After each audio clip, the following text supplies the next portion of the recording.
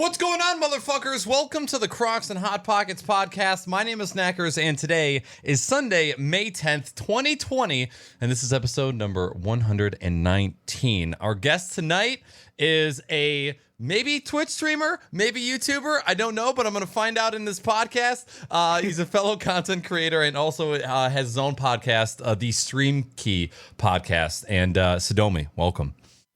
Thank you for having me on. I've known you for so long. I'm finally getting a chance to be here. Let's go. It's always it's always so weird whenever I have somebody on the podcast. It always puts it into perspective how long I've actually known somebody. So it's like, okay, when did I meet them? How long have I known them? And then when were they on the podcast? And for us now, we've surpassed 3 years, right? Yep, it was between April and June of 2017. So about 3 years, yeah. Wow. Okay. Do you remember the exact way in which we found each other? You were streaming Rocket League. I think I went for a host, and I was like, "Oh, this guy has some cool colors." And then I came back like, "Oh, this guy has some really cool colors." And then I was like, "Oh, this guy actually knows what he's doing." And then no, some things have not changed one bit. Oh my god. Good shit, man. Well, like we were talking about before the show, I've been meaning to get you on this podcast for some time. Again, we had so many things in common. We always seem to get into great conversations on Twitter, even when we don't agree on certain things, which those are the best types of people to have in your life, are the ones that you can have those discussions with. Oh, true. And my zipper's open. And there's a huge reason why I have the podcast is because I want to be able to take conversations that you can get into on Twitter, because as we both know, Twitter lacks emotion and context, reason, rationale, and length. And length, that too. Even, you remember before we had 280 some characters? So I was lucky. I never actually used Twitter back in the 140 days. I kind of did, but I didn't really bother posting much. Okay. But I'm already long-winded. So I know for a fact, 140, I would just be posting emojis. No wonder I didn't use it. Even now, I find, even though some things maybe I type out get a little long-winded, but I'm like, shit, I'm already at the end of my characters. I notice I do a lot of line breaks in tweets. Like, I don't just type out one paragraph. I do a lot of line breaks, which probably annoys quite a bit of people, but it's my Twitter. Yeah, I'm the king of two sentence paragraphs. My Twitter will look at that. You go through, it's like boop, boop, boop, and I keep going. And you know what the worst part about Twitter is when you come to typing in any kind of argument, any kind of idea. Once you realize it takes more than 280 characters to fit it out, you have to compress it, and then you're like, oh, if I leave this part out, this one's gonna get done and say something. I think I'm racist. Person's gonna think I'm not saying something proper, or I have to start using like old T9 text, and then you just lose your whole argument right there. How can you respect somebody who uses T9 text in 2020? Can I be honest? I would fucking love to go back to T9 texting. I hate typing on phones so much. I don't know if it's me losing my hand-to-eye coordination, getting old, my thumbs are getting fatter. It takes me 4 times as long more than that, 6 times as long to type something out on my phone, because it's like type, delete, type, delete. Oh, no, it corrected it to the wrong word, delete. Oh, it auto-capitalized the middle letter in that 4-letter word. Let me go back. And I just find myself spending more time correcting what I'm trying to type instead of just typing. And that's why I was always such a big fan. Like, I remember back when I first started getting into the Apple ecosystem, I'm like, wait a minute. I can send text messages from an iPad that has a keyboard or a MacBook. Are you kidding me? And so anytime I would send more than one text message to somebody, I'd be like, well, I'm just going to open up my laptop and I'll just talk there. That's a really good benefit. I just use a swipe feature with Google Keyboard. Just back and forth, back and forth. Okay. Luckily, my phone screen is so greasy, it just slides easily, no friction, so I'm fine with that. Why is it greasy? Because I'm a male in my mid-20s. He's a greasy boy. All that beard oil too, right? Oh yeah. We use this right here. Actually, I keep it here in case anyone ever wants to figure out why my beard is so beautiful. It is enriched by Gillette. I got it for $1 on clearance, and it's lasted me for about 3 months now. Do you shave your head with a metal razor? You do. Okay, what razors do you use? I do. So my whole routine is before I get in the shower, I get like a razor, like a regular hair razor, get all the big stuff off because I don't shave my head for like once every 2 weeks. I'm too lazy. I'm not doing it every week. Wait. Hair razor. Yeah, so like a beard razor. Oh, like clippers. Yeah, clippers. I've never heard anybody call it a beard razor or a hair razor before. All right, I'm sorry. Anyway, I do that, and then I just kind of get in the shower, lather it up, use my other, products I use to keep myself nice and shiny, as you can tell. And then I get my razor and just go to town, nice and smooth. Okay. So any particular brand? Do you do straight razor? Yeah, I just use I use the same Gillette razor I've gotten since I was 18, because they send you one when you're 18. And don't worry, I changed the blades. I changed the blades. Good. This is good. I changed the blades. And then honestly, that's pretty much like it. Wherever I find on clearance that looks expensive, I pick it up and I use it because, let's be honest, as long as it's moisturizing and you don't got flake in your head, you're good. You don't gotta be too deep with it. So my girlfriend got me onto Dollar Shave Club. So I get there. It's 4 razors that are, because I seem to go through 4 razors a month. If I shave my head, like, I don't know how often you do it, but I'm kind of like a 2 a week dude. Any more than that, I break out a lot. Like I get rashes everywhere. So I kind of have to be careful with how much I'm shaving it. But those razors are actually really fucking good. And I swear by their shave lather. Their shave lather is fantastic. I don't know if it's for heads. I think it's for legs. But we all know that products that are meant for women are even better when used by men. And not because we're men, but because we are lesser of people than women. We're so much more insignificant than you ladies. You guys have no idea. Ladies have no idea. Honestly, it's funny because my first girlfriend, she literally would always borrow my shaving cream and stuff. And I was like, why are you using mine? And she would also like buy like all the men's ones. I'm like, is there a difference? She's like, yeah, it's cheaper. I was like, oh, good point. No shit. Yeah, it's way cheaper. I don't ever. When I was working at CVS, I saw the price and I compared it one day. I was like, yeah, you're paying about $1 to $4 more for the same like kind of razors, but like in pink. That's ridiculous. Have you ever listened to Simon Sinek or read any books by Simon Sinek? Okay, not at all. He was another dude that got really popular with like small clips on Facebook, like in the same way that Gary Vaynerchuk did. Which like exploded from Facebook at, highlights here and there. Well, he's another guy. He has a bunch of books. One of them is actually one of my top favorite books called Find Your Why. And I can't really say anything more than that because it's been a couple of years since I've read it. I just remember that it's a really good book. And in one of his books, he points out that Colgate has 44 different types of toothpaste, like different variations, like whitening with bubbles and crystals. And yet there's actually only 4 different patented formulas.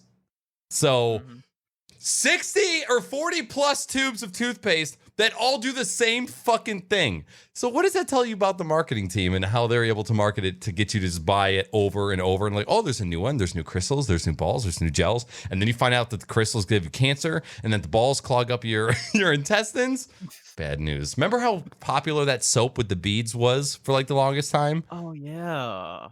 That was a while ago. Oh my gosh. That was the last straw of me like listening to the government. First, they told us that, milk was good for you. And then we all know how that went. And then it's like, Honey Nut Cheerios, you need to lower your cholesterol. That was all bullshit.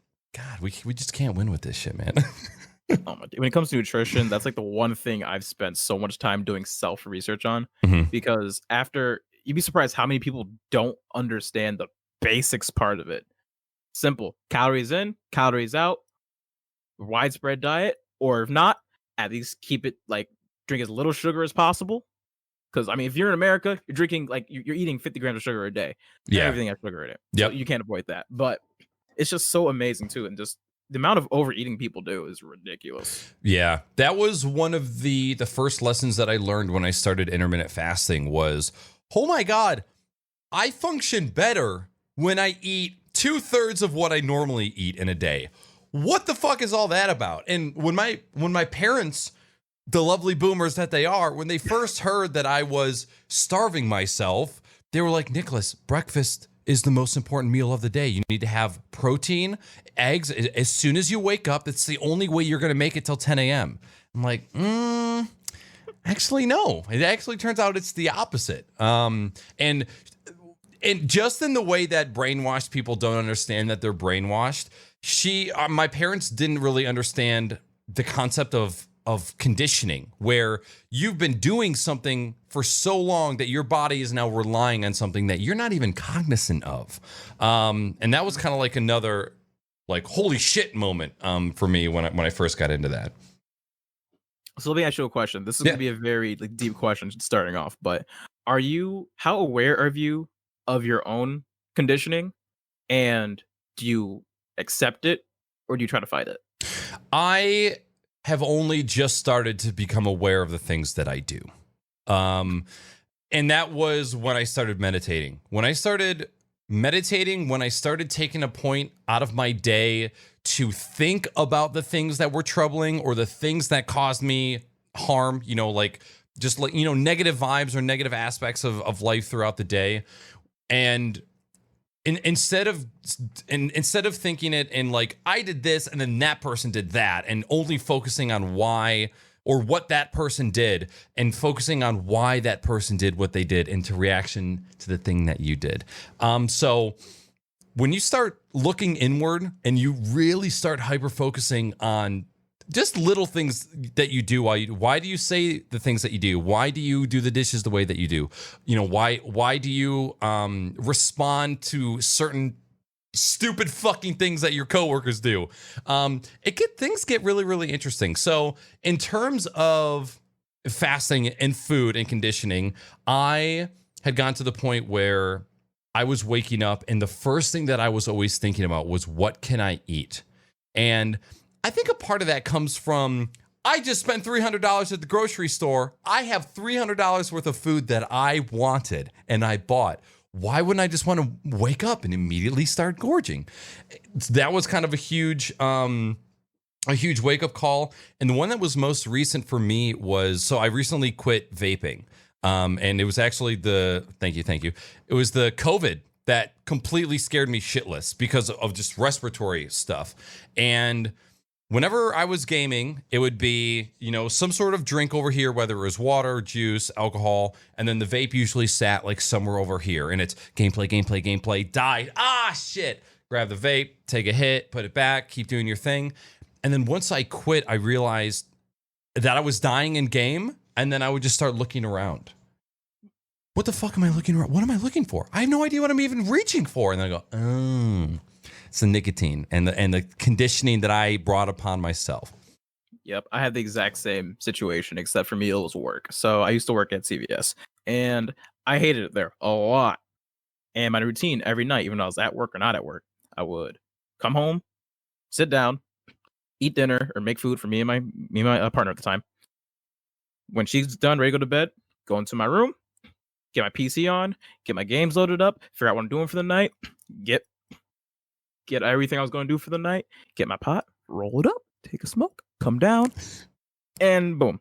And then now, since I'm currently in a situation where I'm not able to do that, literally just my brain's like, how do I calm down at night? So I've been working until like 2 a.m. each night at this point. My brain's kind of sitting there like, you want to clock out yet? Because that's kind of how my brain clocked out. Right. So now trying to transition from that same thing I was doing for 2, 3, 4 years and just going to a different schedule that's the hard part for me. Like just kind of transitioning, keeping your brain trying to get out of that learning of, okay, I'm done for the day. How do I signify that I'm done? I sit down here, that happens, and then what do I do? Yep. Oh yeah. That actually, you going through your routine.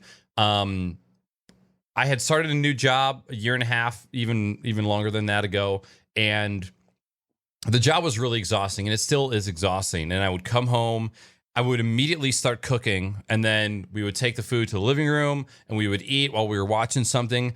And then because I was just so tired, and because I was now waking up early, which I wasn't used to back then, I was passing out on the couch.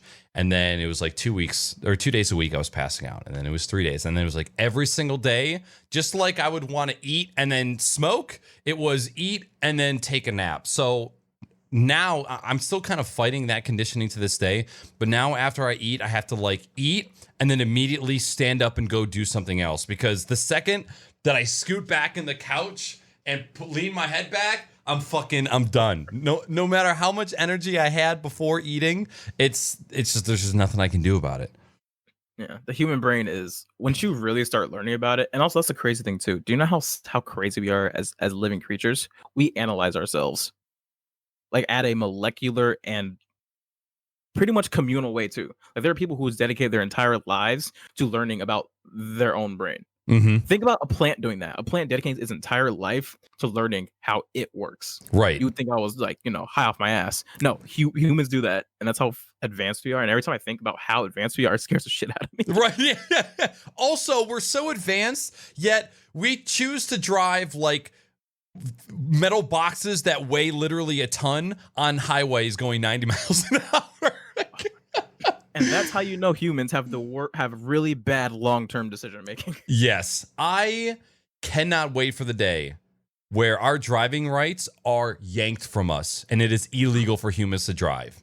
I want robots driving us everywhere. Please. If they can guarantee a 0% decapitation rate, then I will 100% get on board with it. I have no problem giving up driving at all. Yeah, as somebody who's I've only owned a car for 2 weeks in my entire life. No shit. Yep, only 2 weeks. What happened was I bought it for college because I didn't live too far from campus, but I was up in Rochester and I didn't want to walk like an hour in negative 30-degree blizzard storms to get to a 30-minute class. So I get there. Shocker. I'm like, cool. Yeah, so I bought a $600 beater that was like, drive me please 100 miles over the course of a year, and I'm happy. Nope, crashed in 2 weeks. Well, it didn't crash. The engine exploded. The engine literally caught fire, and I tried to drive it. The power steering went out. I couldn't even drive it into the garage. I had to like really whip that wheel because when the power steering goes out, yep. Good luck. It was bad. So yeah. So I like driving a lot, but for me it's a treat. For me it's like, oh, freedom. I get to drive to this cool, really fast metal box. You're the reason we have accidents, Sadomi. So have you always just lived in like a very urban place or within cities? Essentially, yeah. Okay. I've never really lived out in a country. Okay. And everywhere I needed to go. I'm also like a mini hermit. Like my job was about a 15-minute walk from my place. Even in the blizzard, like you still do it in 15 minutes. Mm-hmm. College was 30-minute walk, 40-minute walk. All my other friends had cars if I really needed to go somewhere. And by growing up, I learned how to grocery shop for a month, 2 months straight with the stuff. Wow. So you just go that long without having to go back to the grocery store. Yeah, you buy chicken, you separate it up. Also, it's really good for meal planning if you want to stick to it. Yep. Because going to the store isn't like, oh, let me just get in the store, go to the door 15 minutes. No, it's a whole 3-hour adventure because you got to find someone to get you over there. You got to figure out if you're going to spend a little bit or a lot. And if it's worth it to spend a little bit now or just get the whole, should be bang bang. Yep. And also you got to figure out what time it closes if it's not 24 hours. And right. It's all around there. Yeah, when I first started fasting, we tried doing meal prep. We got into meal prep, and then we tried doing meal prep and intermittent fasting at the same time. First of all, that's not recommended at all. Don't try and do both of those at the same time. Second of all, don't meal prep. It's fucking terrible. All of your food tastes like garbage. You're eating the same thing 5, 6, 7 days in a row. I'm totally biased, and this is my complete anecdotal experience. I want you to do what's best for you. But meal prep fucking blows. I cannot recommend that to anybody. If you're going to try something, try fasting. Just try doing the intermittent where you just, instead of completely changing what you eat, just eat less. And I almost guarantee, and I have no scientific evidence to base this also off of, if you choose to limit what you eat instead of what you eat, you can lose weight without exercising. Like, that's how much of a fucking impact the amount that you eat and the time that you eat has. Now, obviously, there's so many benefits to changing what you eat, especially if it's, if you're just trying to aim for one meal a day that you're trying to make super healthy. So there's definitely benefits, but oh damn, if meal prep isn't just the most like vanilla shit I've ever tried to do for myself. So meal prep for me, here's how I meal prep. I don't meal prep in the sense of, okay, we're eating the same thing for 3 days. What I do is I prep things so that when I get home, I can just toss it in. Good example. If you have a rice cooker, you're all set. Yep. You get frozen veggies, leave them in the bags in the freezer, just pull them out as you like them. Get the rice, portion them out into smaller baggies, put seasonings in them, different seasonings each time, just throw them together, whatever. Oh, there's a good idea. Boom, this way. And you can always eat rice every day. You can always change up. You can have like an Asian flavor on rice. You can have a Spanish flavor on rice. You can have a full American cheese and broccoli on that motherfucker if you want it. Whatever you want to do, you can just pre-bag it, plan it out, boom. Chicken, same thing. Just season up as differently as you want and just cook it when you get home. And this way, if you're decent at it and you can learn it, you get the system down, you can put the rice in, press go, put the chicken on wherever you want to put it. I usually do thighs, put them in a broiler, best chicken, get them that way. You got to do thighs, man. Exactly. And then veggies, if you really want to microwave them in the bag, go ahead. I don't recommend it, but if you want to, go ahead. Just put them, if you have a steamer basket in your rice basket too, in your rice cooker, toss them in there and boom, you have dinner and you can turn on Netflix and you have 30 minutes and you're ready. Ready to go. Yeah. That's definitely, so you meal prep a lot. In that way, yes and no. Okay. Depends how lazy I am. Because Gotcha. like grocery day is the pig out day. Oh yeah, dude. Like I'm eating the Cheez-Its, the gummy bears, the fucking everything. Oh, actually, I don't eat sweets. Well, let me phrase this. I don't like buy sweets. Okay. I eat the hell out of sweets. I will eat a freaking, like, if you give me a 2-liter, that bitch is gone in a day. Oh my God.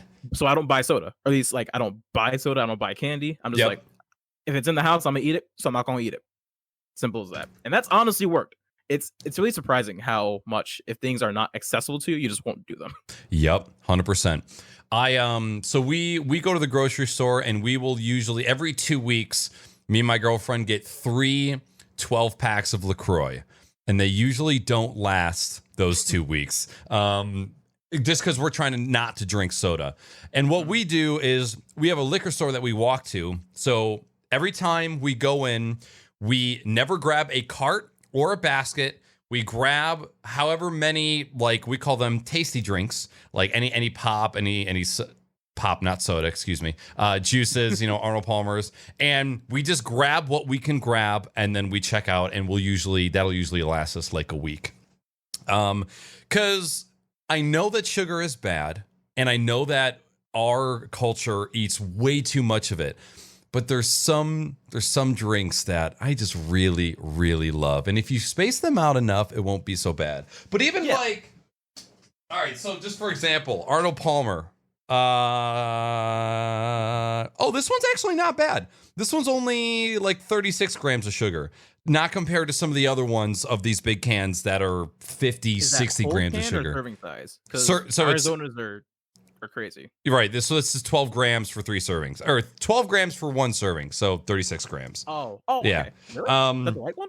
Oh, it is the light one. That's why. Okay, yeah. Which I try to aim for. Like we picked up a couple Red Bulls today because I don't drink energy drinks for the energy. I just drink them because I very much like the taste. So I'll go for the sugar-free Red Bulls.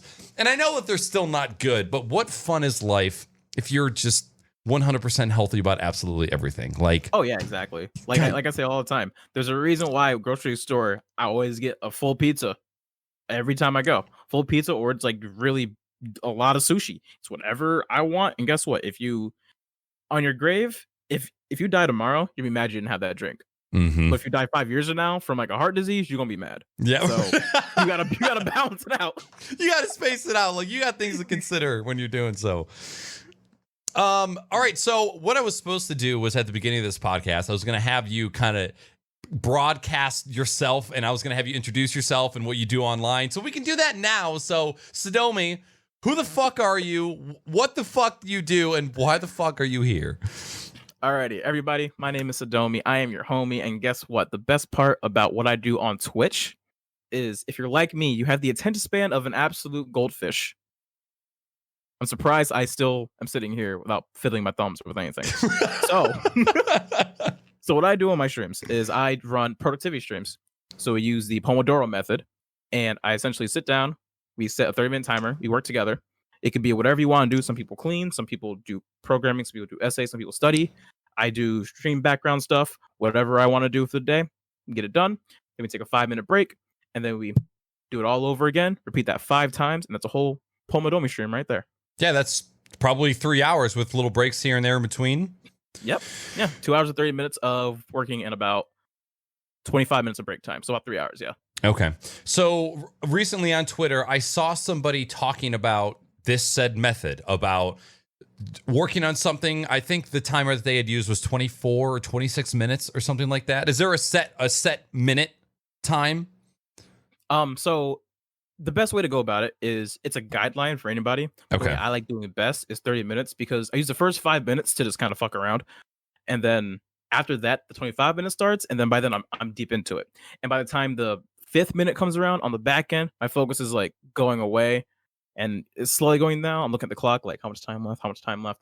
But that 20 minutes in between is with the real gold. That's the real gold right there. Right.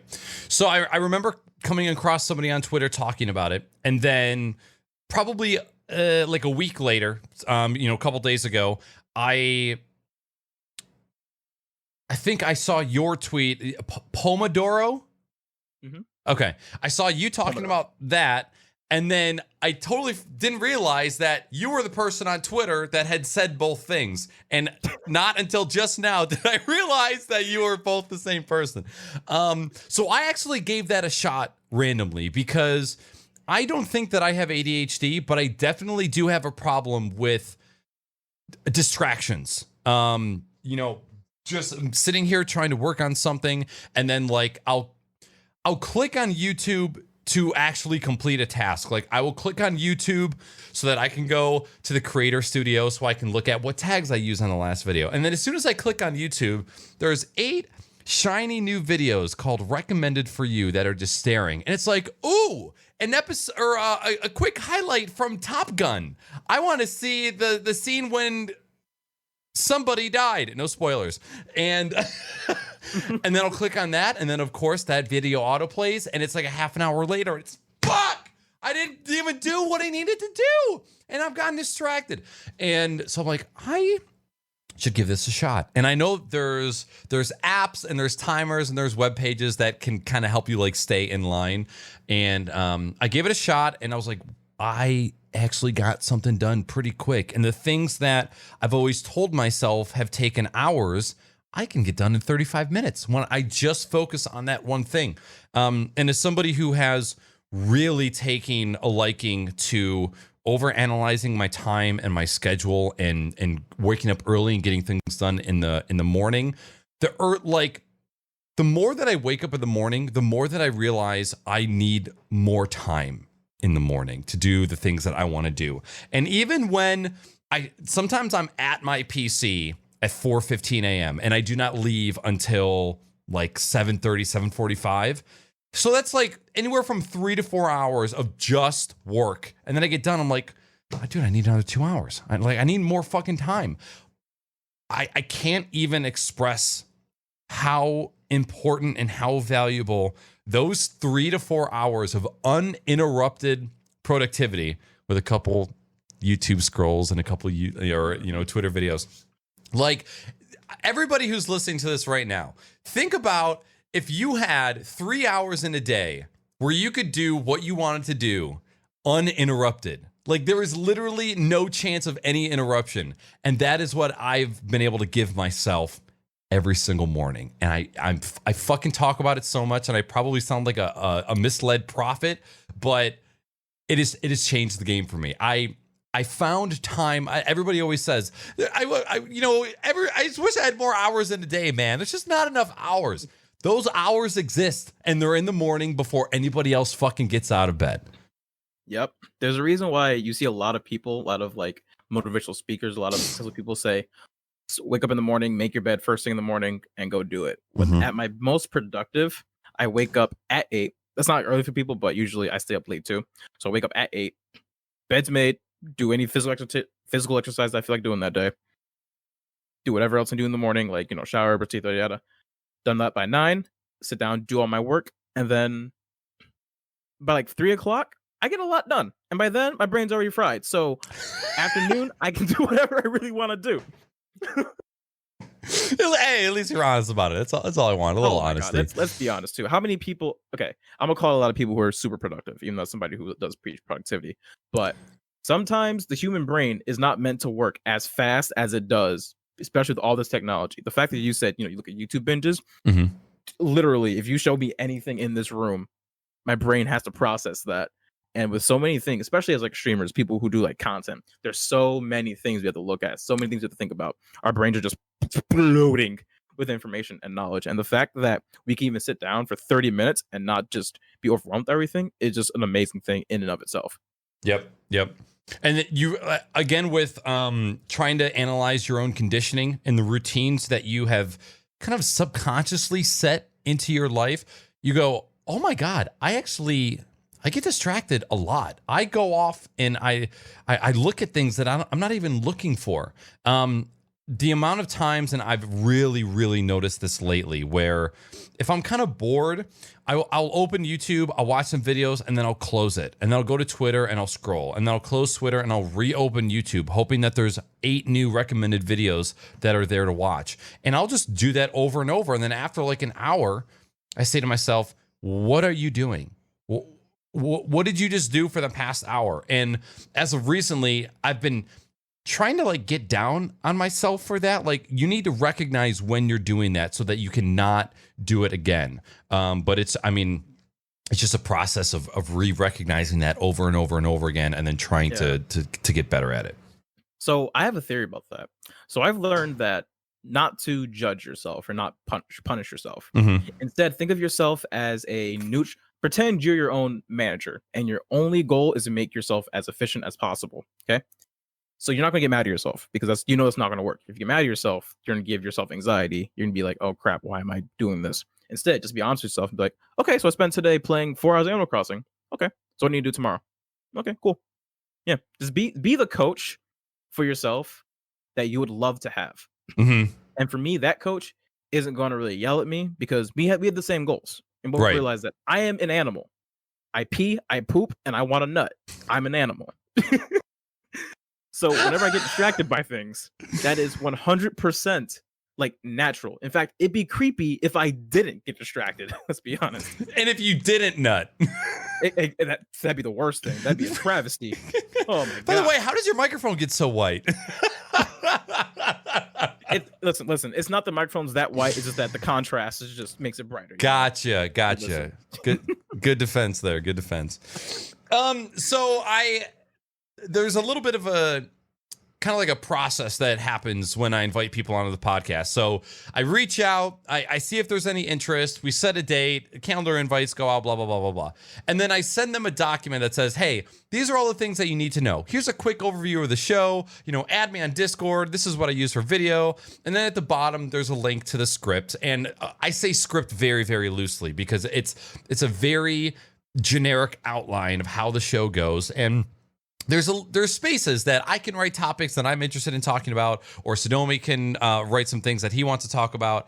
In my 119 episodes of doing the podcast, I have never had a guest write a full outline of everything that they wanted to talk. Like, I've never had somebody so interested in talking on this. Now, I say that loosely, but anytime, like, half the people don't even understand that there is a script. Like, I'll send them the document that says, hey, this is my Discord username, add me. Here's the link to the Zoom meeting. And then it'll be 10 minutes before the podcast, and they'll shoot me a DM on Twitter, be like, hey, where are we meeting? It's like, motherfucker, look at the Google Doc. So this man went above and beyond and listed a bunch of things. And it's so funny, because what you wrote, like all the things that you wrote, is how my scripts used to look like back in the day. And what I learned is that when I see that much text, I always get to about half of it, if I'm lucky. And it's like the more people that you have on the show, the more tangents that you go off on. As you know, how many episodes of Stream Key? 130, 40? I've been a main host for about 20 to 30 episodes. I forgot the exact count, but I've been on the podcast about 40, 50 times. And I also used to do my own podcast too, called the Perspective Podcast. I stopped doing that because I just got lazy and tired. And honestly, as much as I love doing podcasting, sometimes I don't have like a lot to go on about. Yep. And also with my old like work schedule and life, you know how life goes. Yep. So I've done quite a few. I'm not like green around the bush. And one thing I hate is being underprepared for something that I really want to that has my name on it that I care about. Okay, if that's CVS, I don't give a fuck. I'm just gonna toss that shit on the shelf. Stream persona, life persona, Yep. proofread. We have options. We have redirects. Like I have make sure we are good set on that because personally for me, I want to have a career, or at least a not necessarily an authority when it comes to marketing and the streaming world, but I like streaming as a lot of things, but I don't like being the streamer. Know what I'm saying? I got you. Yeah. Yeah. The marketing aspect of it and the whole background, all that stuff interests me more than being on camera. Yep. Oh yeah. That is that's actually one of the main things that a lot of people talk about is what some people don't realize when they're looking to be an entrepreneur or a streamer or some sort of head or a CEO is they're meant to be a number two. They're meant to be a behind the scenes, but not everybody wants to admit that up front. Like they want to be in the limelight. They want to be at the forefront. They want to be the person bringing the ideas. What most people don't know is like when you think about the really large streamers, you know, I was Tatman, Dr. Disrespect, Ninja. The only things that those people do in regards to their brand is live stream. All their marketing, all their advertisements, all of their artwork, all of their videos, most of their social media, it's all managed by other people. All of those like hilariously funny compilations of Twitch clips, I would say more than 50% is the edits that the editor makes on top of the clips themselves. So the core content is the clip that the streamer created, but there is so much more value to be had, and that's hard for a lot of people to accept. But I feel like the people that do accept that I actually have a lot of skills that can be applied in other areas, those are the ones who truly like shine. Oh yeah, I'm actually a content manager for another broadcaster. She streams on another more adult-oriented platform, so not quite the same market, but it's really interesting to see the parallels between just being a Twitch streamer for 3+ odd years, and then seeing what they need to do and how badly a lot of streamers do their own stuff. Because I think honestly, there should be a whole, especially with the whole coronavirus pandemic. Sorry if I got you demonetized, but the whole does just saying those words equal demonetization? Yep. What? Bleep that out. Yeah, bleep that out. Actually, I think it's suppression and demonetization. But don't quote me because again, it's YouTube. So now, do you think that's because it's trying to deter people away from profiting off of the pandemic? I think misinformation. Okay. So that's the suppression, and then with demonetization, I think that's just because advertisers don't want to put something on a CV video that they can't like vet, I guess. Right. That's my biggest thing. Like if I'm looking from my perspective, I just wouldn't ever because you look at every other YouTube video that I've seen, a lot of them, especially channels that are full-time channels, and also take note of full-time channels versus part-time channels, because those channels you'll notice follow the rules really strictly. They won't say the word. The word. The word. About to say the other black word. Jesus. This is what white people feel like. Get a little nervous. I have black friends. I have friends who caught the virus. This is the first time that I'm hearing of this. I didn't even know that existed. Could you check? Like not now, but like later. Like check and make sure, see if the videos that you've ever like mentioned it on, if you remember, and then just double check. This might hurt you professionally. Go ahead. I've never monetized any of my YouTube content. That's fine. Okay. Because I know that like that's your thing. That's what you nut over, and I've just been leaving that money on the table. Well, I put it like this. There is benefits to not monetizing it. Viewers don't get ads for it. Right. I mean, they're less likely to click off of it. So there's that. And also, I'm not sure how. I'm not a YouTube main person. I want to get into YouTube, but again, I don't want to actually make any videos because it takes a lot of time. But from what I see, just sometimes not monetizing isn't a bad thing. Right. But you definitely got to make sure you have bread on the table. Like if you can eat and you're fine and you can like get everything together, then fine. Do what you got to do to make sure your content is good first. Because I believe that Gary Vaynerchuk, great example, good book. Jab, jab, jab, jab, jab, jab, right hook. If you guys don't know what that means, you don't always have to go for the kill shot. You don't have to go for the, hey, buy my shit on the first product. Okay, you just release stuff like, hey, this is free. Hey, this is free. Hey, this is free. Hey, this is cool. Hey, if you want this, I'm selling this for $5. If you want it, this is free. This is free. This is free. Oh, you need this? Yeah, here you go, free. There you go, $20 product. Boom. Yep. Yeah, I'm from huge into that. That's like I remember when I first read that book, and then I followed it up with Crushing It almost immediately after, because that was like I had just gone into Gary Vaynerchuk like super hard, and I was like, that's kind of how I already operated on a personal level, and just strictly like with my career of just helping people out with their computer stuff.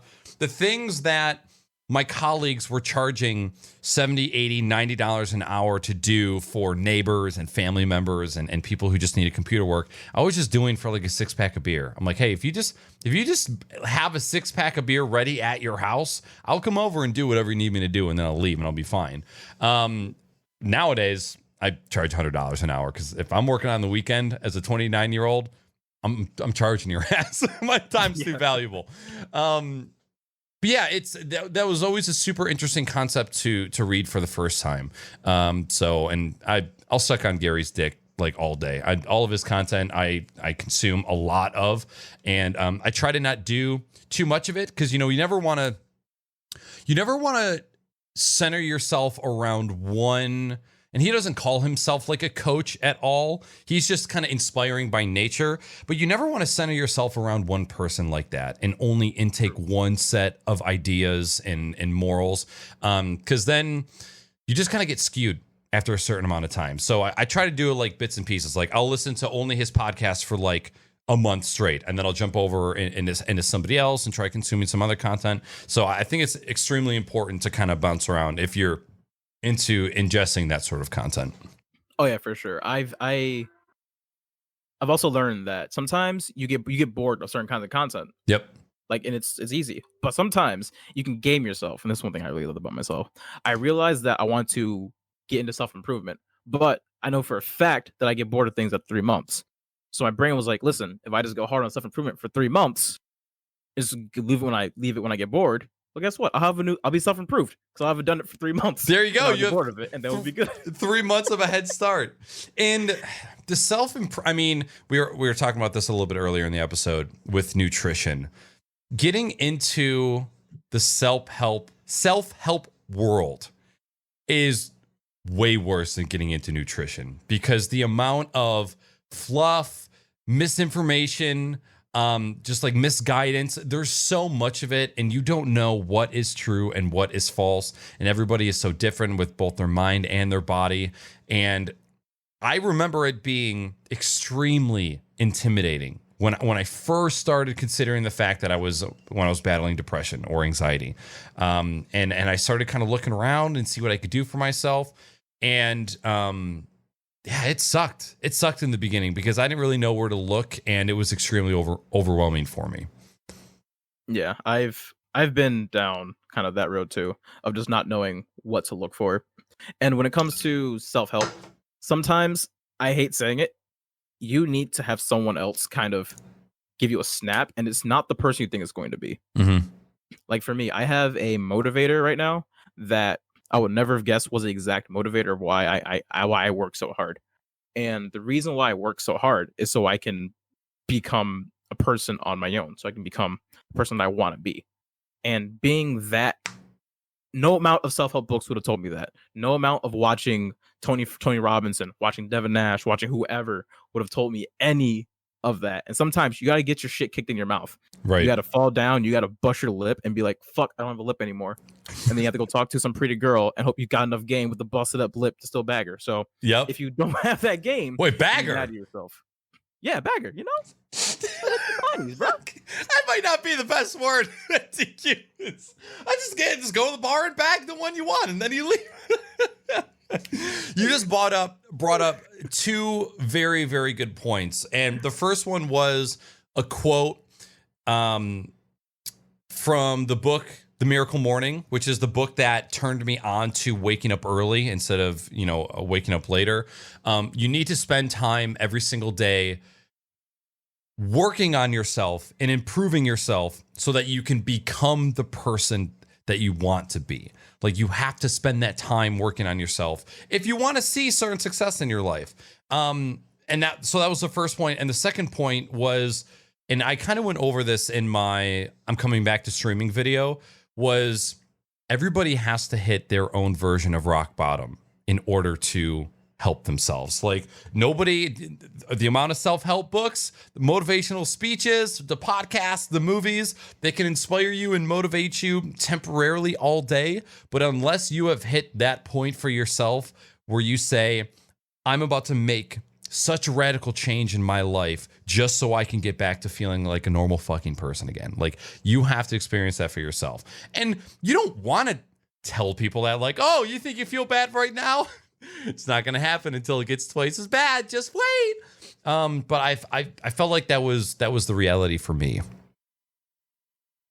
Yeah, I'm right now. I think I'm actually in that spot personally, and I hope I'm in that spot right now, because if it got worse, holy fuck. I don't want to get any lower, please. Please, like, I have a working PC and like cool peripherals. Please let this be the bottom. Right, please, God. No, I know how you feel, man, because that was me a couple months back, and it was my first real experience with dealing with depression, and I didn't realize what it was like having a fucking symbiote in your brain. Just like it's like your brain has an immune system and it was attacking itself. I had absolutely no idea what that was like. And experiencing it for the first time has been terrifying and also eye-opening at the same time. Yeah, I've dealt with that too a lot. And also had a partner who, when I was dating her, same thing. And we both were pretty depressed, and it just got ugly. So the one thing about that too, when you realize that, even if you recognize it, you can't do anything about it some days. Right. No matter how hard you try, you just can't do anything about it. Some days you wake up and that day's already shot. Like you wake up at 8 o'clock, 8:01, the day's over. 8:01, the day's over. Yep. And sometimes you really just sit there and you're like, can I just stop existing? Not even like you want to die. Just like you just want to just stop existing. Mm-hmm. You look outside and it's like, you just give me like, just stop. Just stop everything. Pause. And then as much as you try to escape, and some people drink, some people smoke, some people furiously masturbate a lot. It's true. Okay. I'm about to be raw right here, okay? Listen. Pun intended. Whenever... Listen, my lowest lows, 12 times a day. 12 times a day. It's horrible. 12? 12. I've never gone above 4. My max was, I think... Okay, I was going for an actual record. It was 15, I went. 15. How much pain were you in? Internal pain? It wasn't really... Oh, that one was just when I was in, like... I was young. I was a horny high schooler, so that one was like, Okay, no, so you could sneeze. College. Yeah, that was anyway, super, yeah. But like, oh my God. When you do that, you just kind of sit down. You just don't have anything else to do. And there's things you can do. You could clean the house. You could do a push-up. You could read a book. But like, you sit there and there's just nothing to do. And it's kind of, because you're going to get that small like distraction / release, that small escape. Yep. And it's not even like a good when you start, and when you finish, it's not. You just hit that moment of clarity, and it's just not even like it's a weird moment of clarity, because you know that moment of clarity after a post, right? And you sit there, and it's just like, fuck. Now what do I do? Right. Guess I'll jerk off again. It's the saddest shit in the world. Oh my God. Well, what a great segue into stream coaching. Perfect. Cool. Yeah. So my guess. So just right there, you've experienced, and I don't know if this happens on your podcast, but you have experienced the Crocs and Hot Pockets effect, where we've gone an hour, not necessarily talking about anything, but we've talked about some things, and we haven't even gotten to the points that we were going to get to. But I do want to spend some time touching on some of them, because, again, the reason I had you on the podcast was because I enjoy your point of views on certain things. So stream coaching. Very controversial topic in the streaming space, and I understand that you have experienced some of this firsthand. Yes. So, disclaimer: I was a part of Ashley Christ's stream coaching program, and I did not pay for it. I was entered into entered to a Twitter contest, and I won that, and it was beautifully lucky. I'm glad it happened. I will say, great program, great teachers. The one thing, if you're interested in stream coaching at all, I 100% recommend you make sure you are all in on streaming first and foremost. B, you understand that no amount of coaching will do the work for you. And 3, no amount of coaching will replicate direct doing things experience. Yeah. Okay. That's like the first thing I'll probably open up with that. Also, when it comes to stream coaching, if you are a stream coach, there's nothing wrong with that. There's nothing wrong with people getting coached for stream coaching whatsoever. Any actors have coaches. Actually, no, here's my actual real take. This is going to be a little outside the box, but instead of getting a stream coach, I'd say get different coaches for different things. So that some people do voice acting, some people do improv, some people do direct marketing classes, some people do social media management classes, all that. Because one thing when it comes to streaming is that everyone kind of, and this might just me, but almost everyone on Twitch feels very similar. Mhm. Very few people to me feel different, unique. And with the current climate going on, and if you just look at any of the Twitch stats, what's the biggest category on Twitch? Just chatting. Yep. Because that is the most widespread version of content in a directory you can put out together. Yep. And if Twitch didn't fuck up the whole directory system since 2013, we would see cooking up there. We would see beauty and makeup. We'd see a lot of different like directories on Twitch besides just games, because Twitch is 100% a gaming website with people who don't want to be a gaming website, because they understand that the quality of live streaming is much better if you open it up to more diverse groups.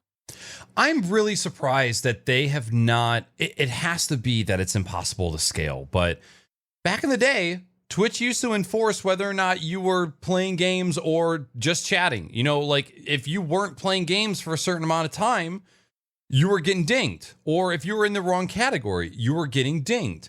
And I feel like that would be the best way, instead of trying to just create, because they created all of these categories that just don't get used. Like right now, why do you think we're in just chatting? That's because 90% of the podcasts happen in just chatting. Why do you think when I'm sitting here talking about technology or, you know, we're in just chatting? That's because the viewers are there. And I don't like doing that, but if there's an option like that and that's not scummy, like if I'm not playing the system, of course I'm going to appease to that tactic because I want to have a fighting chance. And that's what everybody else is doing.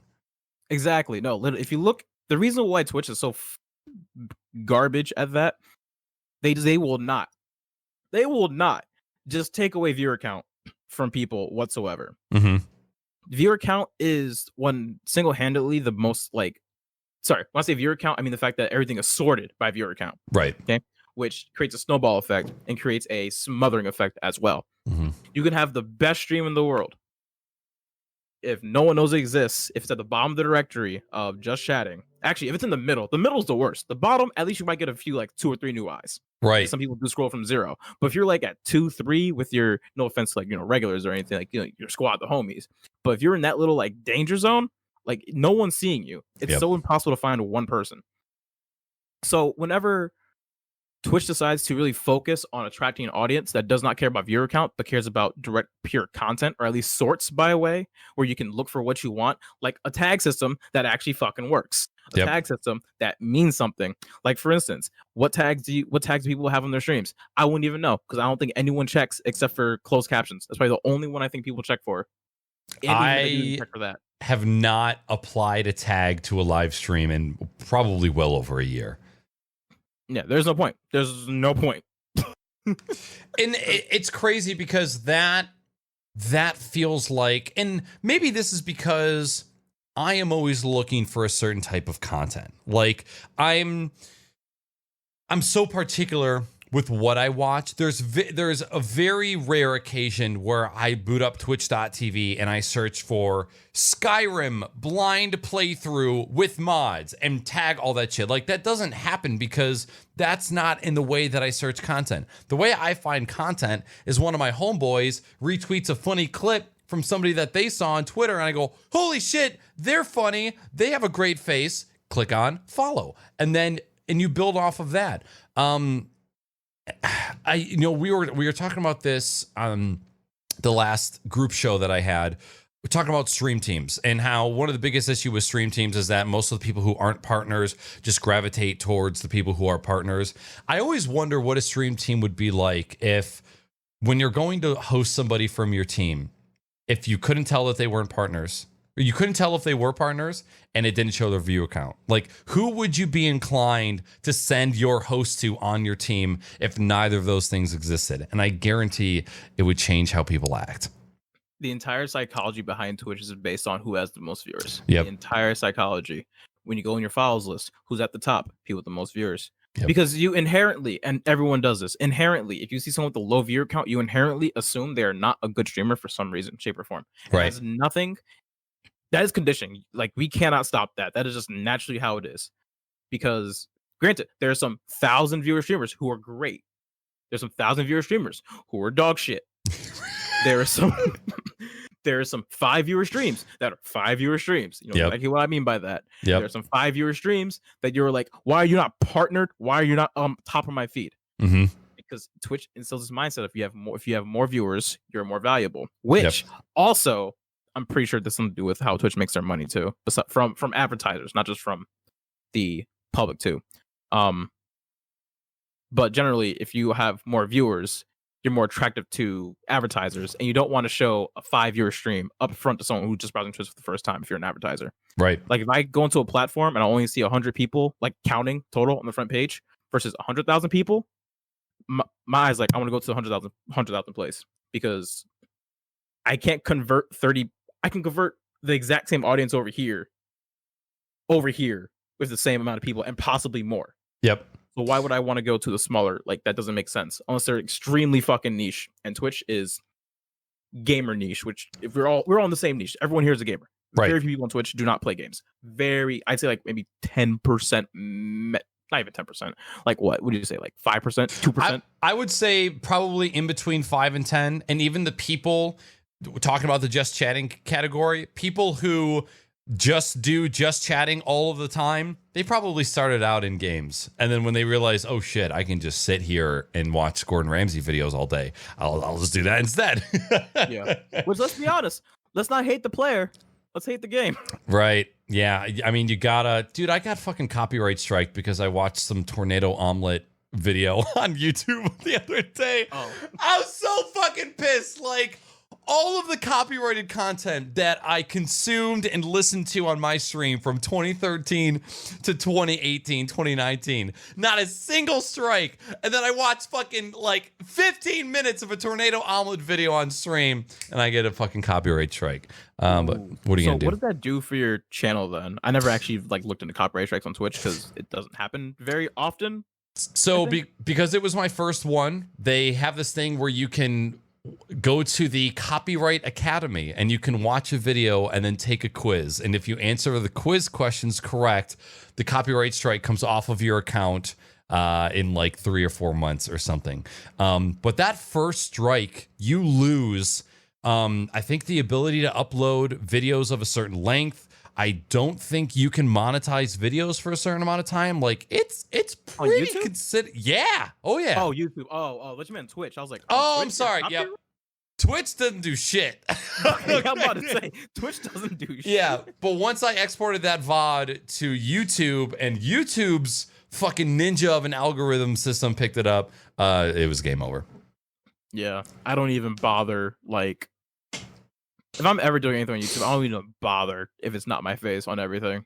Like, right. I barely even use game music if I have to. Like, I have friends who make I just borrow SoundCloud rappers and my friends who make music, and it's like easy peasy. Just boom. Even I have folders. I have gigs worth of copyright-free Creative Commons music, and I would say about 2 or 3 times out of 10, I'll upload it and it'll get claimed by somebody, even though it was advertised. So here's my thought on this. You ready? You're gonna hate me for thinking this, but this is gonna be beautiful. You mark it as free to use, as copyright free, but it really isn't.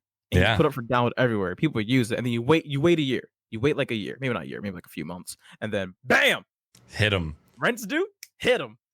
Nice little paycheck. Somebody's going to Aruba, motherfuckers. Yeah. So that's why I don't trust any copyright free, because I don't know. Right. I don't have like the actual documentation saying that you have actually like done that. And the amount of effort it is for a 5-minute like song video. Hey, DJ, play me something on piano. Thank you. Here's $50. Mwah. Thank you, baby. Thank you. There was because you could get completely fucked over. It's like, yeah, show me the list of copyright things that you're not on, so I can prove that you're not. It's like, well, what the fuck are you gonna do at that point? Damned if you do, damned if you don't, pretty much. Back to stream coaching. You just got Crocsed for a second time in a row. I do that a lot. If you want to tell me like, okay, you want to slap me like, okay, hey, back to focus, back to focus, go right ahead. No, dude, I love tangents. I love going off the rails. It's one of my favorite things to do on a podcast. Doesn't make a great listening experience for the people after the fact, but I don't give a fuck. This is my podcast. It is. Would you pay for the streaming coaching that you got? The retail price? Personally, okay, actually, here's the thing. So you have to look at it as a business expense. Mm-hmm. Okay. So if it's cards, if you're making a decent amount off of streaming and it's like, worthy for your business, then I'd say definitely 100% if you need that extra like push. But me personally, as somebody who's like kind of on the fence about being an actual broadcaster myself, I do value the information and the time I spent with my coaches. Blue, you're awesome. I love you so much. Thank you so much. I personally wouldn't pay for it, but again, that's my situation. I'm a streamer who understands I do not want to stream. I do not want to be the face of the camera. I want to be the guy who's helping other people do it behind the camera. Now, with that said, if you are a streamer and you really want to do this, I 110% recommend it for sure, for 3 main reasons. 1, the coaching is awesome because you get access to a number of coaches, and they are absolutely wonderful masters in different fields, and you'd be surprised what you can learn. For instance, if I'm not sure if I'm allowed to say some of this stuff, but yeah, careful. I don't need a second copyright strike on my channel, okay? Sadomi. Copyright strike. Yeah. I'm not complaining course materials, but one of the coaches actually built a TikTok to 20k followers in the length of the program and showed us every step of how. So if that right there isn't just like live proof of like what they know their shit, that's right there. You can find everything you want to learn about streaming from Ashley's like YouTube channel if you want to do all the searching and finding all of it. The real value comes in the coaching, in the access to the coaches. That's the real value add right there. Okay. Because that is 100% like my favorite part and the best part by far. Being able to ask questions to people who know their own niche of the industry. There was a beautiful YouTube seminar that one of the coaches gave, 4 hours long, 5 hours long, forgot how long it was. So much information made me not want to do YouTube. Really? Only because I realized that the amount of time and effort that would have to take for me to really, and that's the reason why I don't want to be a streamer, because of the time and effort aspect of it. Oh yeah. I'll get to that later down, because that is the biggest part about me being a streamer that I really do not like, the time and effort aspect. Yep. But like I said, I 100% recommend the program if you want to improve your game, if you want to be a better streamer, a better person, honestly, because I came out of the program learning how to self-analyze myself. That was the biggest thing that I came. And so, like I said, for me, it was worth it. 100% worth it. If I paid the money for it, mind you, keep in perspective, I've never broken making $20,000 a year in my entire life. So that's like a sizable portion of my income right there. Like, so, outside of streaming, like general, just... Oh yeah, no, life. Like everything that I brought in. Never made over $20K in my life. Yeah. I'm just lazy. Self-analyze, man. Self-analyze. Yeah, I don't want to like. I have skills, but I'm too like lazy to. I don't want to say lazy. You know what? I don't like working. So I worked as a server. I worked library tech thing during college. I never really got a full-time job except for when I was working at CVS, and then they started cutting hours for me randomly too. So I kind of just dipped under that. So like I said, never made over 20K. So the cost of the program was sizable for me, but someone's Yep. probably making more, doesn't have many expenses. Yep. Then probably definitely a good idea. But I 100% recommend it if you need to if you want to improve your streaming game. At any size, by the way. Well, maybe not like Tim's size. But I mean, if you want to, sure. Like I said, if you're a streamer who is trying to figure out something out, I 100% recommend it. 100% recommend it. And just to put that into perspective for chat, if you had 200 subs and at the end of the month you got the $500, which after tax is more like $370. The coaching program is $500, right? For I believe so. Again, I didn't pay for it. I won the contest, so I don't know the exact numbers on it, but I think it was somewhere around there. Okay, so, and I don't want to misrepresent it either. But that's 1 out of your 12 months of revenue, to put that in perspective. And 200 subs, like I remember thinking like, holy shit, 200 subs is so fucking much. And then you get to it and you're like, oh my God. Revenue wise, it's really actually not that much, because you just like, you don't really know numbers if you haven't experienced the numbers quite yet. So that was super interesting. Okay, so that's good to know. And I always wonder if they advertise it a different way, would it be more well received? Because I'm more on the you don't need stream coaching side, but I see the value of it. But I have a really, really hard time recommending it for people. Like, oh, you're having struggles? Okay, go over here and spend money on somebody to teach you instead. When I can't even perspective. Yeah, go for it. Yeah, sorry to cut you off there, but you're good.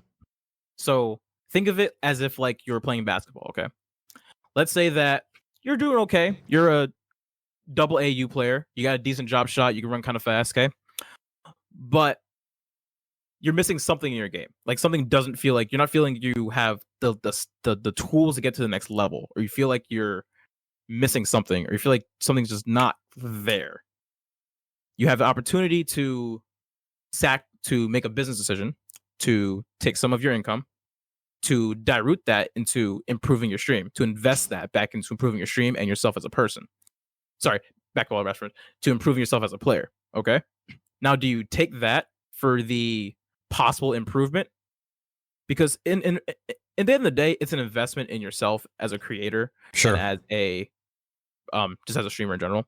So would you want to make that investment to try and up your standing in the future? Because as we know, that's scalable. If you become a better broadcaster, both in your marketing aspects, your monetization, your viewer count, your all of that, your income goes up. So therefore, do you want to make the investment to make a higher income in the future? That's really what it kind of boils down to. And if you're not ready to make that investment, then that's fine. Like some people don't, and I actually brought this up too on the broader topics, types of streamers. We'll get into that later. But not everyone wants to really go up that high. Right. Some people want to be hobbyists. Some people want to be recorders. Some people want to be side income. Some people want to be full time. If you want to be full time, then I 100% recommend it, because again, would you spend $1,000 on streaming equipment? If you would, then why don't you spend $500 on, information? Yep. I think where it boils down from, what it boils down to for me is, if somebody, they came to a new school, right? They're in 8th grade, and they hear about basketball. They've never heard about this thing called basketball before, and they join the team, and they do okay. They can kind of dribble. They're able to make shots. Within their first year of basketball, would you say, hey, you need to spend money to go get coached? And it's like, you don't know if you like basketball yet. You're just kind of like dipping your toes into it because there's a whole room of people playing this basketball. I would love to jump on that. And that's where I always have like the internal battle is, at what point can I recommend that somebody should go out there and spend money to have somebody else teach them on how to get better at this thing that they don't even know that they like yet? Yeah. If you have done 5 streams, don't pay for the coaching. Okay. Because obviously you don't. Streaming is a weird game. Streaming is something that, and all the coaches there would honestly probably agree with me too. Make sure you like streaming first, even before you look at getting videos, because streaming is something that you, and unlike basketball, it's an activity that you do get better at over time, just naturally. But when it comes to streaming, the industry is so new and it changes so much. The rules of basketball is the same. You put the goddamn ball in the net. Right. Yeah. When it comes to streaming, you gotta actually no, fuck that. It's not even called streaming anymore. You're a content creator. Yeah. Oh yeah. You're Because a content creator. you can't just stream anymore, dude. If you stream 8 hours a day, you're gonna just drop. You're just wasting time. So when it comes to that, the game changes so fast. And back to specialization, like we said earlier, you're not going to be the master of editing your videos, of mastering of how to market yourself. You're not going to be the master of being a funny motherfucker on camera. You're not going to be the master of just any one thing as a streamer. You're going to do a lot of things, and the things what you decide to offset or things you decide to focus on or determine what your successes are as a streamer.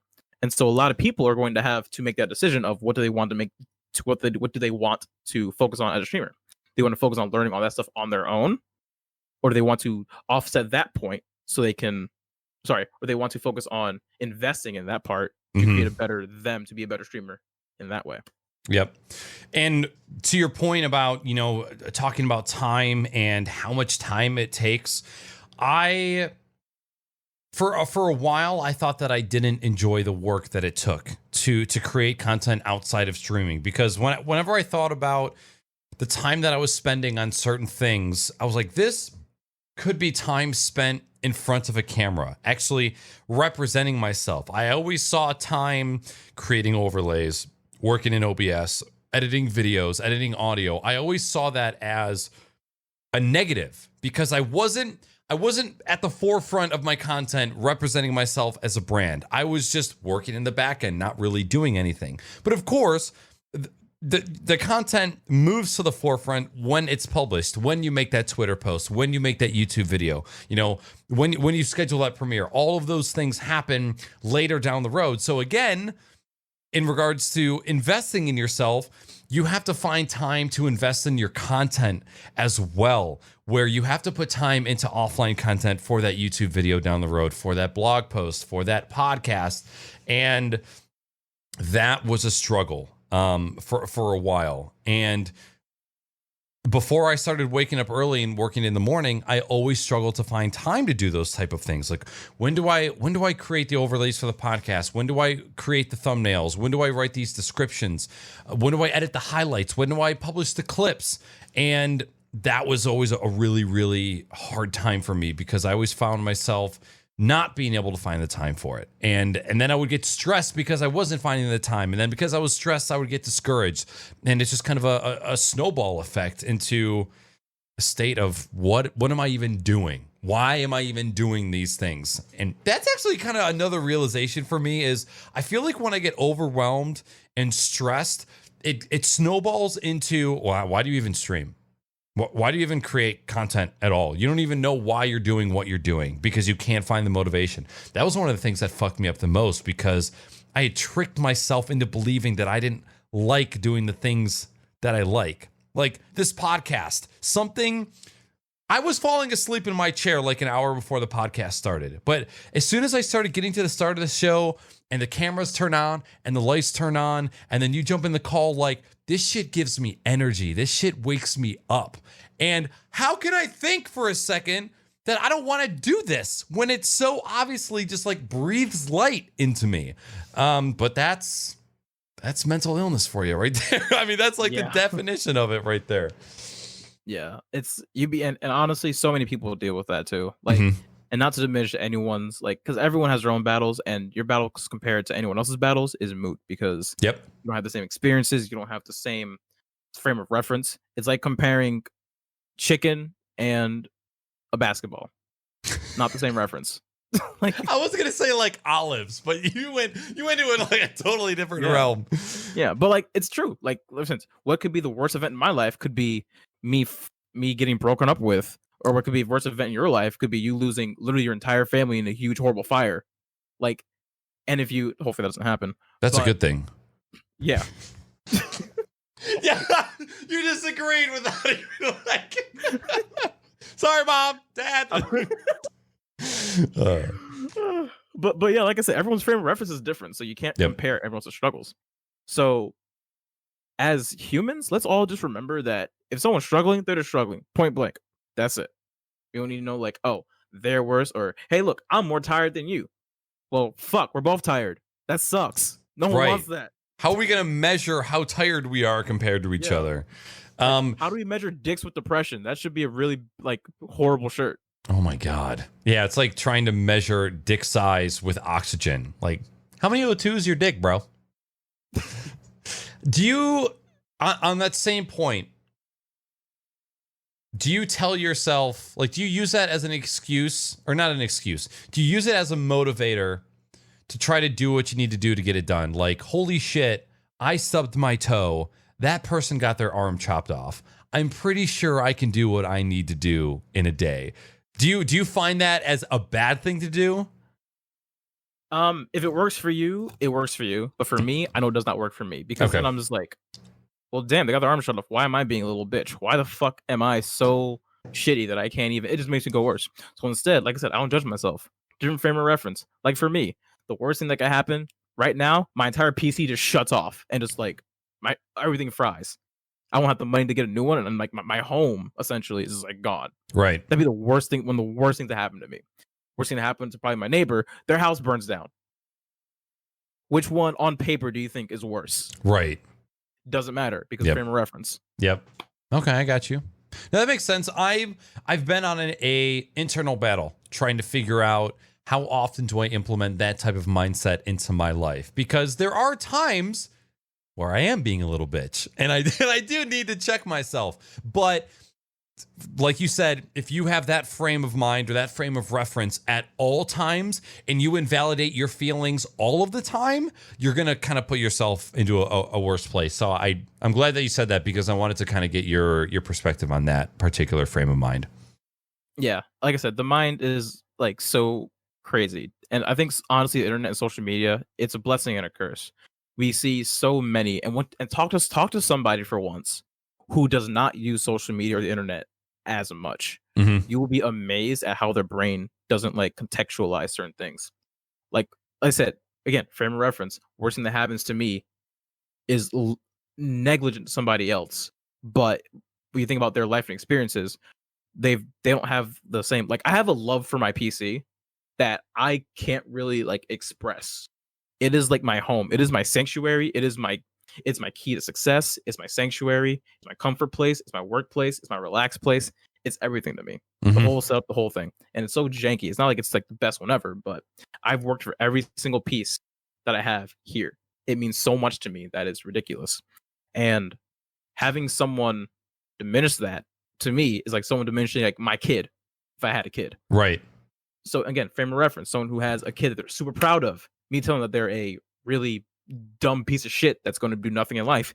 Them's fighting words. Mm-hmm. Just like if you came over and just like touched my computer without my permission, them's fighting words. Yep.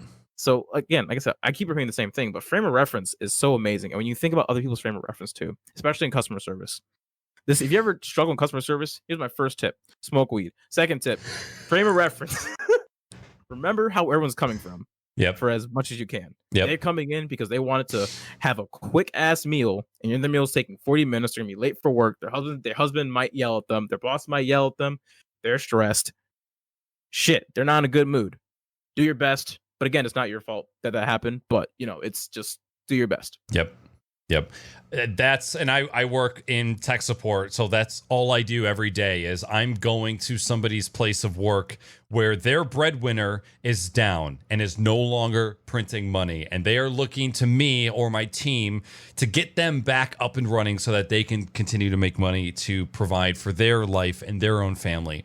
And if you go into it, if you treat them like they've had their absolute worst day possible, you will both come out the other end feeling way better than you did walking in. Yeah, you're essentially a superhero.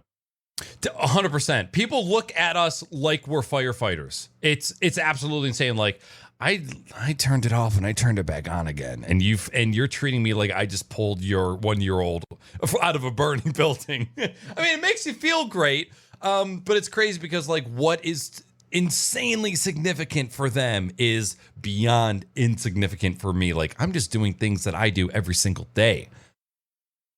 Exactly. Listen, even though Spider-Man is a superhero, him shooting a web slinger is to you the most amazing thing ever, and to him, that's just Tuesday, like in Brooklyn. Right. So keeping that in mind, I tell people all the time too. Perspective is key in life, and you'll learn so much. And you can just treat people with the best situations as possible, and you'll be fine. Can I be honest though? Can I just throw out there that the Spider-Man who built the web shooting apparatus for himself versus the Spider-Man who has web in his skin, like, I feel like that Spider-Man is not as cool, even though those Spider-Man movies are better. But like, are you a superhero because of these mechanical things on your wrist that shoot web? Like that always kind of threw. Well, like when I first learned, and I mean like a year ago, when I first learned that there was a different universe of a Spider-Man that didn't have all of the original abilities that Tobey Maguire had, I'm like, what do you mean this guy built this shit? I didn't really understand it. I still kind of don't understand it. Honestly, I think that's even cooler, because instead of something by chance happening, you made something happen. Like an Iron Man. Made something happen. Like a Tony Stark. Exactly. And also the cool part about that is too, even though it's like, that's actually why I like Spider-Man the most, because Spider-Man I think is the most human superhero you could probably see. That's why I don't like Superman. And that's why Batman's kind of like whatever to me. Spider-Man, especially Miles Morales, just a kid, got bit by a spider, an unfortunate accident happened to him, and has to live with it for the rest of his life. And he has to deal with just stuff you deal with, but as like a superhero. Mm-hmm. Like he has the same emotions. He gets sad. Like Spider-Man cries. Spider-Man's not happy. Spider-Man does his day job. Does he like it? Sometimes. Does he hate it? Probably sometimes. Like, let's be honest. He's an ugly crier. Exactly. So making that decision to do that, and so because he can always take those web shooters off whenever he wants to. Right. But he doesn't. The other Spider-Man like can't. Exactly. But okay. He keeps fighting every single day. And even though he wants to cry in the shower, he doesn't. He just wants MJ to give him a hug and leave, and let him live his life. If she's not dead in the timeline, just until he gets replaced by a younger, better-looking version of Spider-Man, like we've seen so many times. Yeah. Hey, my bladder sucks ass, and I need to go to the bathroom. Can you entertain chat for like 60 seconds while I run away?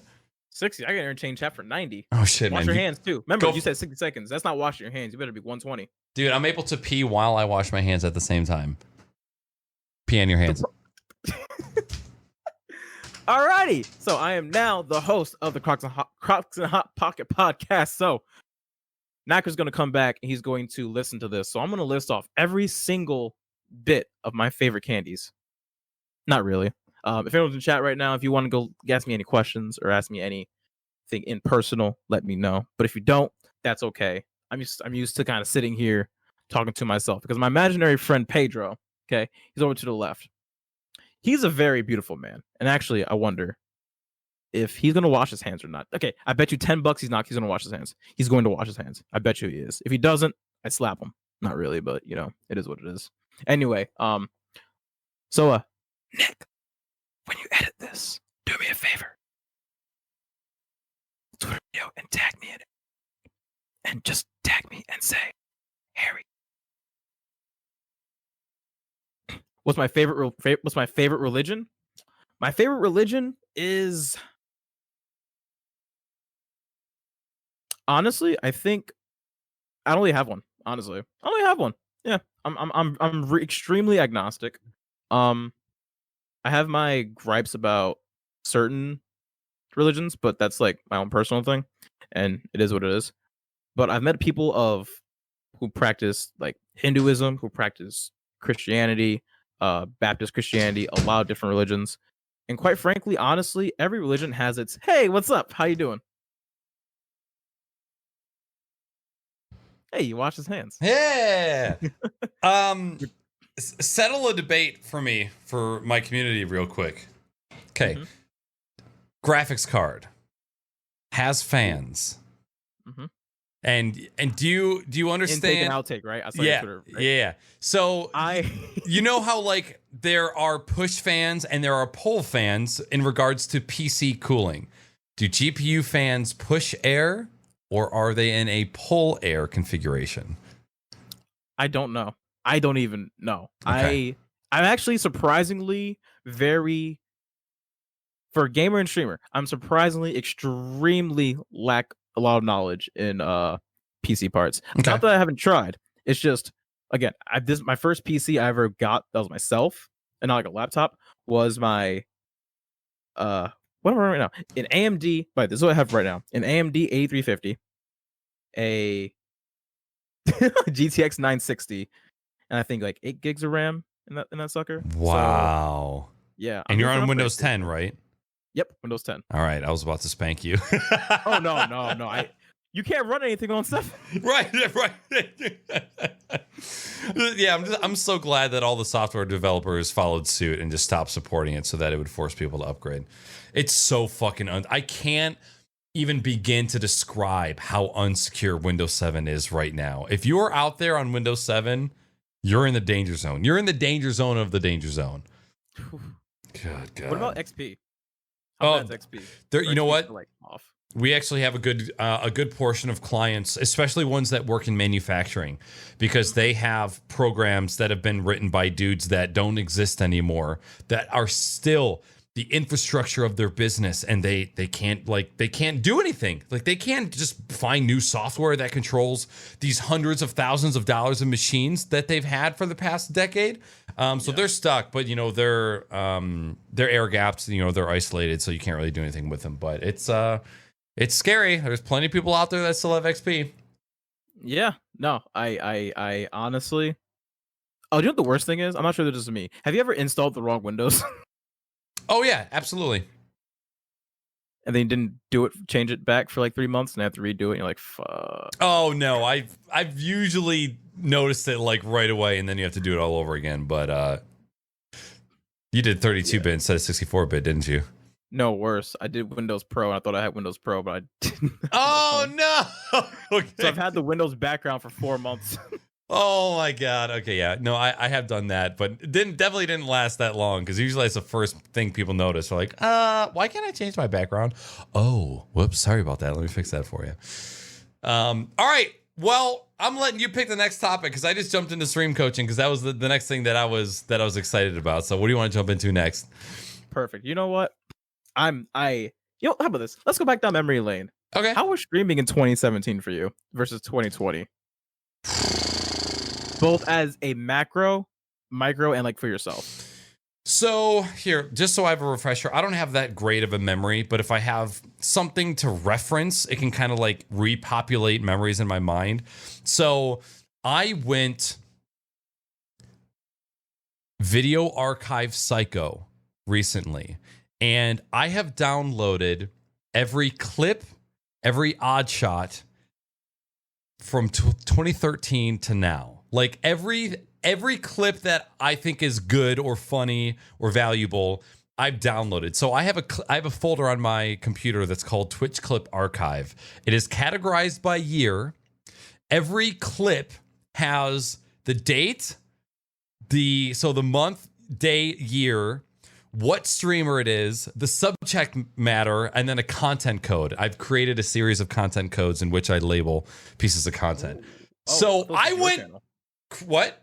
Those is your channel you did. Just my channel. Yeah, just my my clips. Okay. Oops. But I also went through every clip that I have taken of other people's channels going all the way back until 2016 and saved local copies of those as well.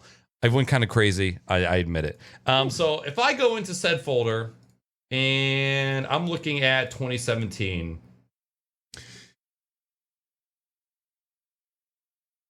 I don't think I really had a grasp of what the fuck I was doing back then. So in 2017, I had already been streaming for 3 years. And I have this phrase: there are streamers, and then there are people who stream.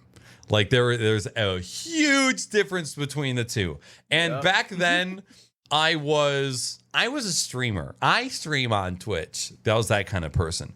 Didn't really have any sort of format.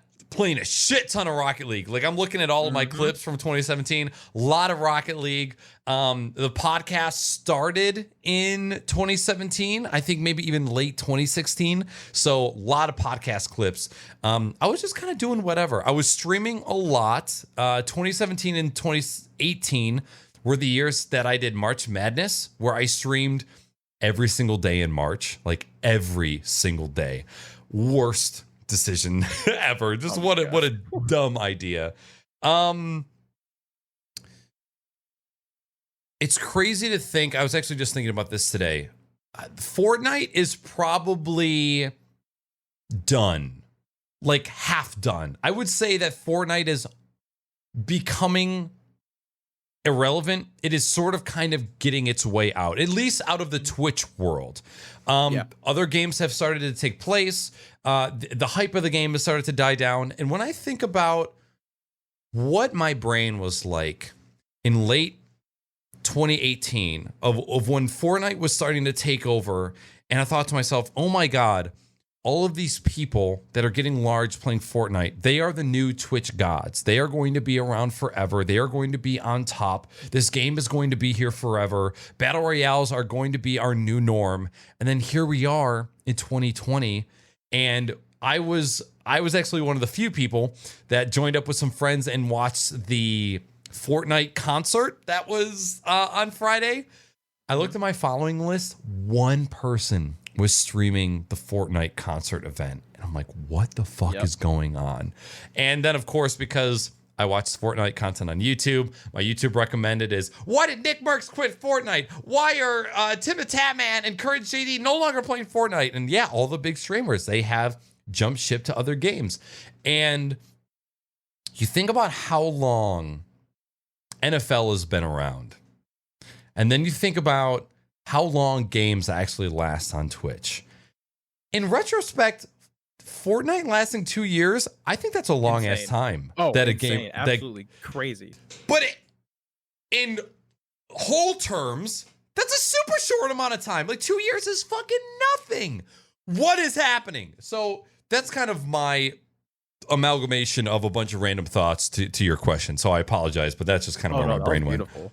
But yeah, on to Fortnite. Here's the cool thing about Fortnite.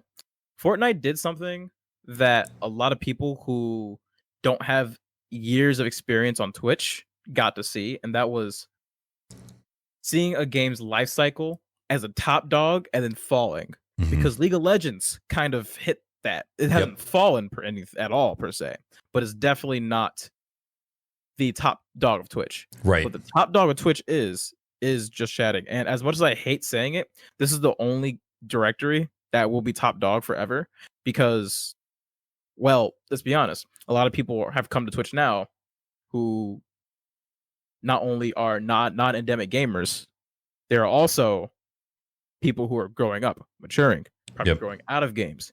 A lot of people on Twitch, at least in my experience, don't come to Twitch for the games. If I want to watch gameplay, I go to YouTube. Why? I don't got to wait to see what I got to do. When I'm on Twitch, I want to interact. Twitch is a social platform that wants to be a gaming platform, but at the same time, they know and they fight tooth and nail to not be that. Oh, yeah. Yeah, Twitch is not a gaming platform anymore. No. And that's fine. That's honestly a good thing for everyone involved. Fuck yeah. Because my non-gaming streams, I love. Like, as much as I want to be a full-time gaming content creator, I fucking love looking at Amazon for 5 hours and just looking at tech parts. Can I tell you something? No. I fucking hate streaming games on Twitch. I hate streaming You games. hate it? I hate it. Here's why. If I'm playing games, and I'm sorry to everybody who may be watching this podcast, here's how I play games.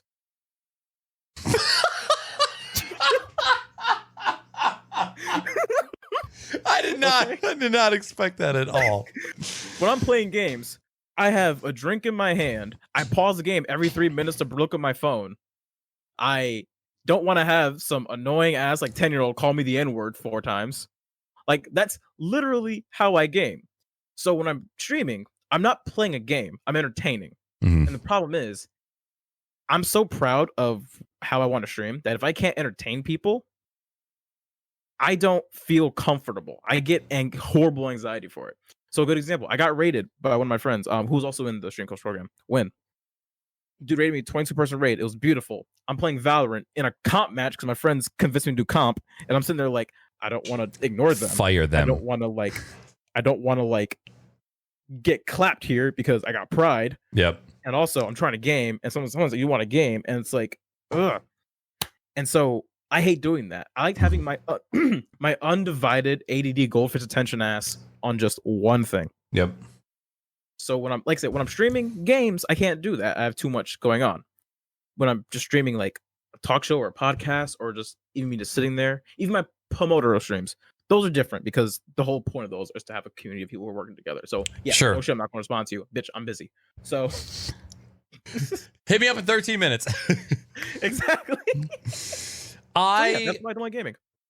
So last night, I was only supposed to do a small stream, and for the first 2 or 3 weeks of Valorant, I purposely did not stream it because I wanted to experience the game off stream with friends without second pairs of eyes. I didn't want. Have you ever had a game ruined for you because one of your friends just complains about it nonstop? Rocket League.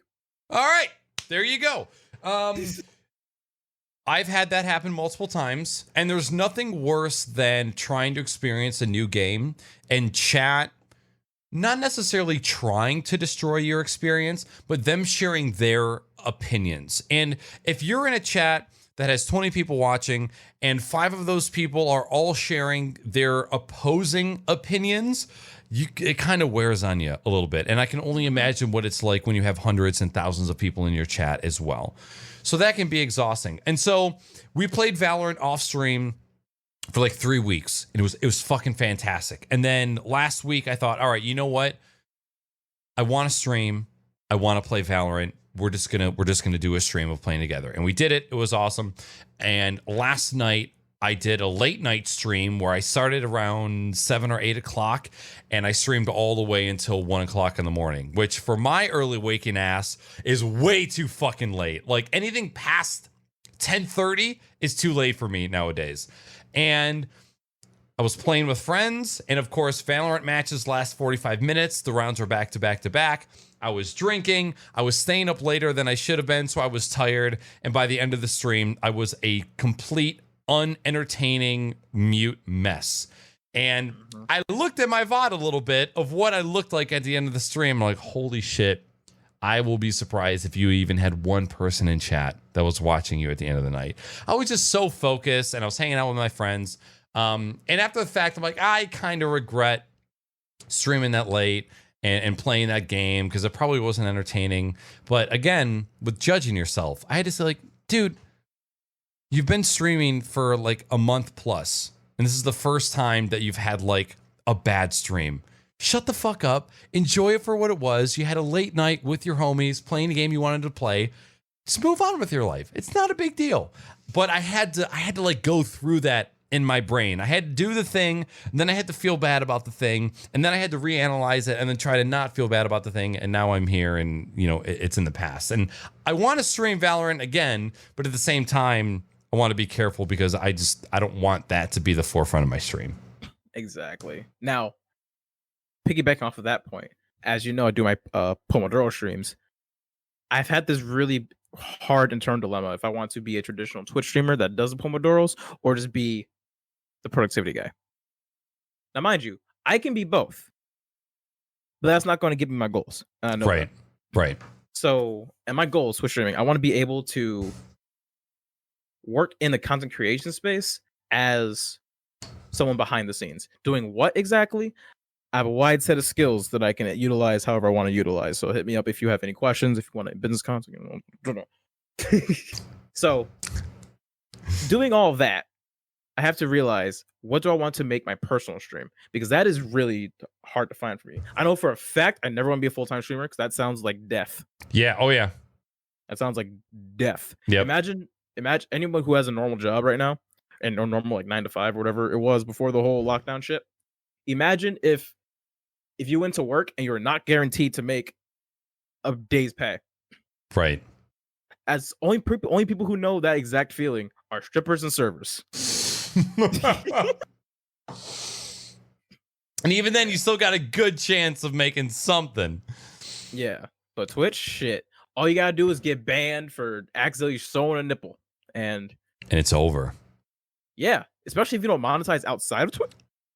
If you don't monetize outside, yeah, you want to like stand up and your shorts catch on your desk and your dick all flopping out.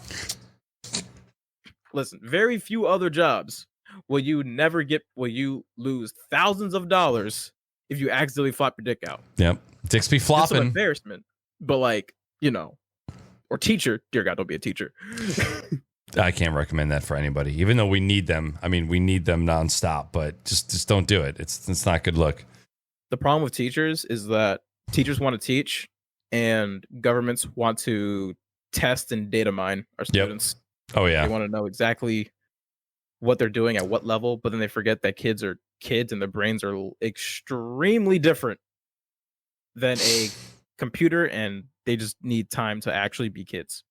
And my last job, I was IT for a school district, and it was a charter school district, so even more influenced by money. And good God, train wreck, absolute train wreck. Yeah, I have a friend that's a teacher, and my mother was a teacher for 40 plus years. And the one thing she always tells me is, do not be a teacher. Yep. Unless you can get guaranteed a private school job with 10-year. So we have a lot of great topics that we could touch on right now, and I feel like it's a great reason to have you back on the podcast. But I would love to hear what you have to say about Valorant and your experience with it lately. Ooh, baby, listen, I don't like shooters, okay? But here's the thing.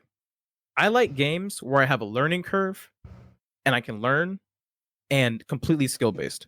So I don't like random chance in games that aren't designed around random chance. So games like FIFA, like Madden, where you throw a ball, are these dice gonna roll right? That's exactly what Madden and FIFA are. Are these dice gonna roll right when you press this button? Yep. Rocket League is I put 4,000 hours into Rocket League. I have played in 4 competitive league seasons. I've run my own league for Rocket League, and I'm probably going to play again this next season, hopefully. That game, because of the fact that whatever I do in game is me doing it, and every time I lose, it is my fault, and I can pinpoint where I lost, is what gets me. I love improving on what I could do better, what I could do wrong. Like, for instance, I realized my aim was shit in Valorant. So you know what I did? I turned my mouse DPI down. I turned my aim crosshair down. And I was like, oh, this is uncomfortable. Then I thought back. See, I'm an athlete. I played lacrosse in high school. I played football. I understand that you have to, work at things, to get better at things. You have to do the muscle memory. So I'm like, okay, every time I play, an hour before I play, shooting range. And the fact that I can get better and I can see myself get better is the addicting as hell part of Valorant. Oh, yeah. Also, God, that game is so beautiful. And and it's the only game I can run at 144 the entire time and stream it. Jesus Christ, let's go. Oh yeah, dude. Like I unfortunately have to cap my primary monitor at 120 or 117 frames because of high refresh rate, and then trying to capture it on the streaming PC as well. I just have to do it to have any good performance. But yeah, that game runs like fucking butter all the time, and even Rocket League doesn't even run that good. I mean, there's still times where Rocket League will just kind of dip down, and Valorant runs great the entire time, all time, and big plus for me. It does. The guns feel so good.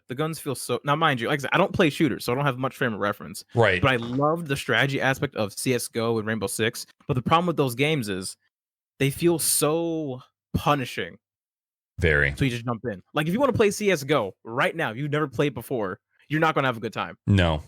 Same with Siege. If you try to jump into a Siege match right now, especially with randoms, and then not having any sort of map knowledge or knowing where people peek, where people camp, and like what holes you can shoot so that you can see certain pathways, it's so overbearing and overwhelming, and that's what's completely turned me off of Siege. Like years ago, I felt like I missed the mark, and so now, like I've had a friend, Mr. 42. He's like, "Yo, hey, you should like."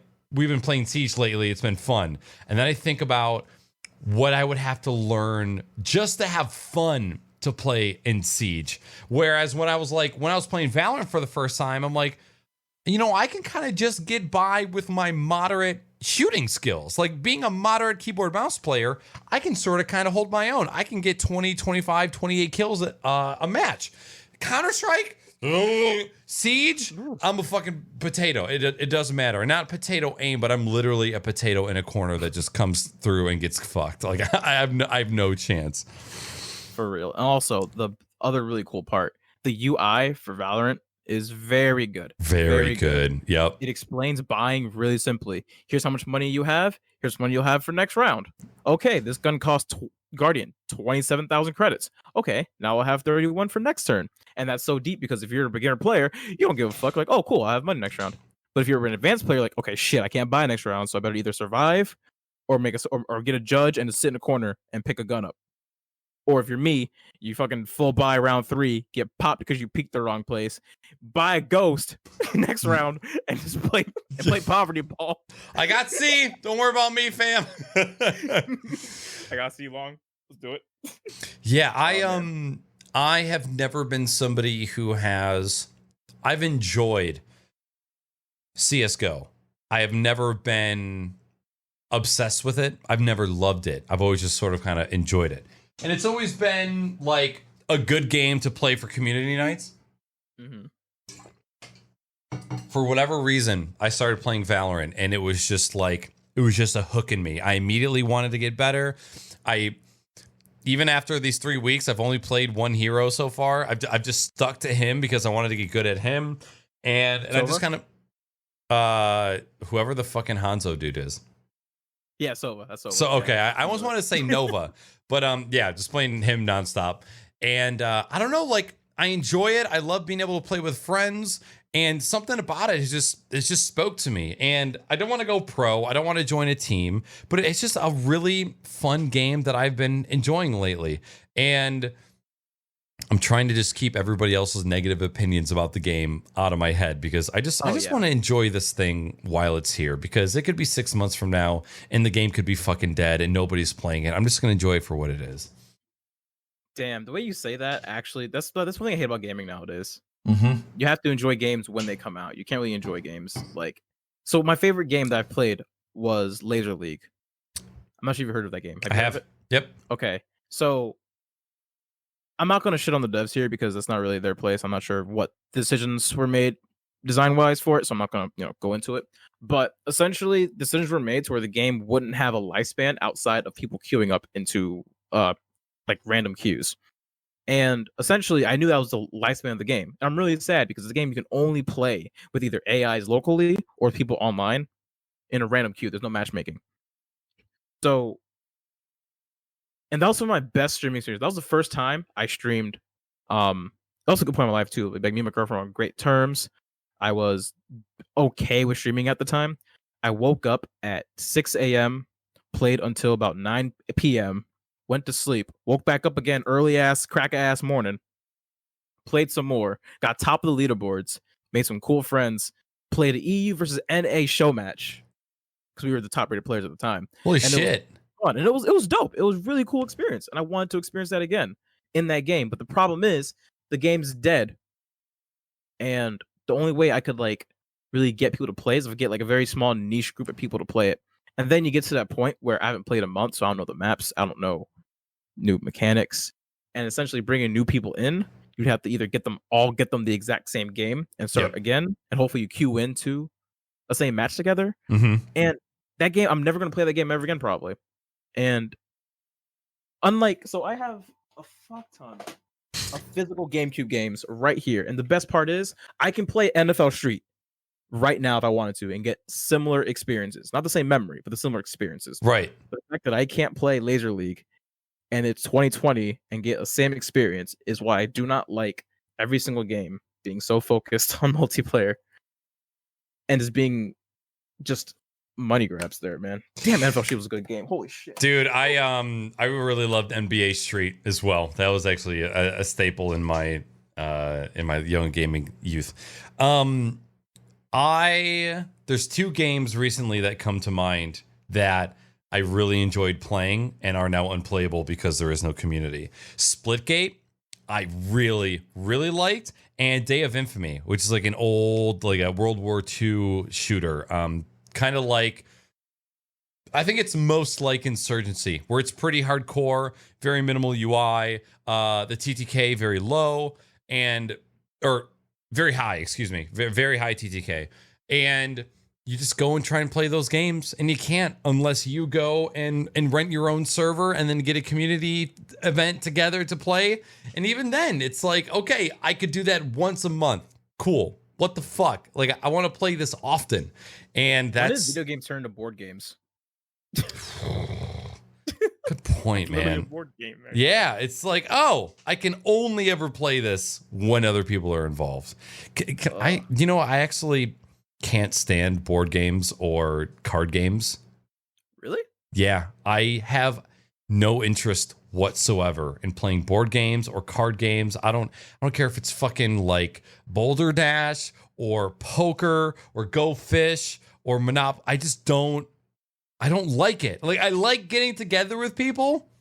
I don't like playing board games or card games. I'm a board game aficionado. Like, I love board games with a passion. I actually have like 4,000 board games. Not 4,000. It's like 3. But I love board games with a passion because the cool thing about board games is the rules aren't static. If you don't like something about a game, honestly, you could change it. You can. True. Yeah. And it's really the epitome of what games are meant to be for me. Games are meant to be experiences where you are interacting with a group of people and you're testing your brain and you're using... Same way as sports, actually. You're testing your brain knowledge or testing your luck or testing just how you interact with people. Like, my Monopoly games are full of deceit, robbery, and high-level Game of Thrones level of mental chess. And it's beautiful. I have swindled and swaggled so much land from people, you would think I was America buying Alaska. It was... On the down low and for cheap. Yeah, and I think more people would... I think if we had more board games just like around for people, they're so good bonding experiences. Because even if someone doesn't like board games, they can just half-ass play, get a beer, and just be the chatter. This is true. Or the banker, you know? Yeah. Yeah. And just, slip them a handy on the table for a couple hundred, I mean, it's such a great way for you to get together with people, not be consumed by technology. Like, of all of the things that us millennials do when we hang out with other people, we are either on the phone or the computer, at the bar, watching TV. Like, what other common occurrence is there for people getting together? Those are kind of like the major ones. You're either going out to eat, you're going out to drink, or you're going to a show. Like, one of the board games and card games are the things that you can do in somebody's home. You can do together. It's cheap. It's fun. But anytime somebody's like, hey, we're all here, let's play Pictionary, I'm like, oh, can't we just not do board? And I don't know why, because I don't have a preference for what I would like to do instead. Just anytime I hear board games, I just kind of like, I don't. Like, I feel like I came over here and now you're putting me to work. That's what I feel like board games are to me. I see. Do you think it's because you play so many video games that your brain, like, assigns game to, like, stress in a way? Games definitely equal work ever since becoming a streamer. But if I were to go over there and they would say, hey, let's play Gang Beasts, I could play Gang Beasts for 8 hours straight. Like, if somebody said, hey, let's play video games, Fuck yeah, dude. Board games? I don't want to, please. That's, I don't know. I really never have gotten to the root of why I feel that way, but I don't know. I just don't spend time trying to find the reason why I'm not interested in things that I'm not interested in. I'm just like, I'm just not interested. That's fine. Like, I don't like getting pegged. I'm not gonna wonder why I don't like getting pegged. Right. Like, you know, I'm a big spoon, not a little spoon. I do the pegging. Oh man. Well, dude, I know it's hard to believe, but we have just hit the 2-hour mark of the podcast, and me being a good boy tonight and not being a bad boy like last night, I do need to get to bed in a reasonable hour. So what I want you to do is to take a quick moment, reintroduce yourself. Please talk about anything that you have going on in the upcoming week or month, anything that you're working on. Shoot your load, bud. Alrighty. Everybody, thank you first and foremost, Nick, for having me on. I love you. You're welcome. Love you back. Out of my heart. I am Sadomi. I am your homie. Monday through Fridays at 1 p.m. EST, I do co-working streams. So if you're working from home right now, if you're studying, if you're hanging out, and you just need like some motivation to get some stuff done, or if you're just honestly, fuck it, you're just lonely during the middle of the day, come on by. We sit down together, we work hard for 30 minutes, take a 5-minute break, work hard for another 30 minutes, and we keep on rolling it back. We do it 5 times because you got to keep the brain fresh.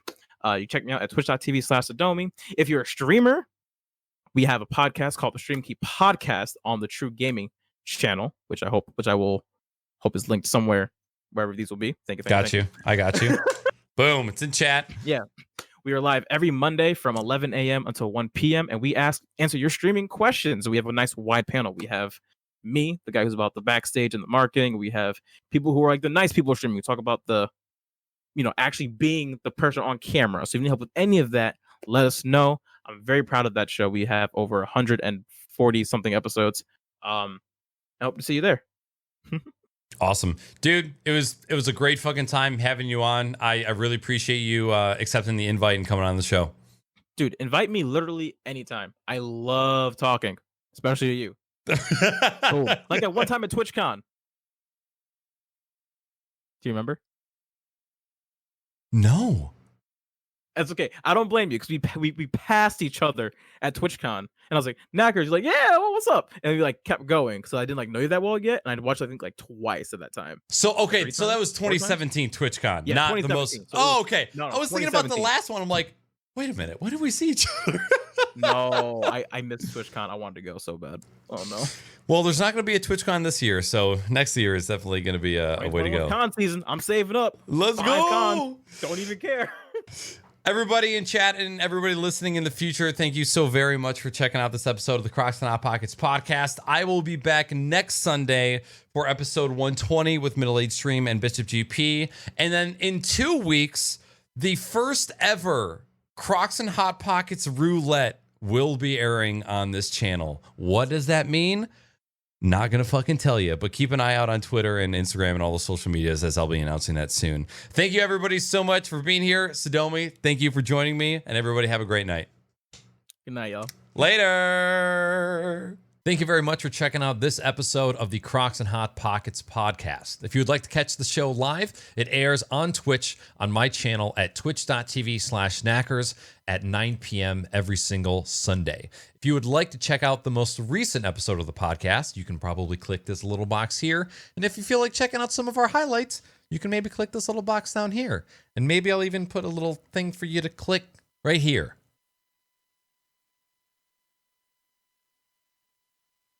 No? Bye.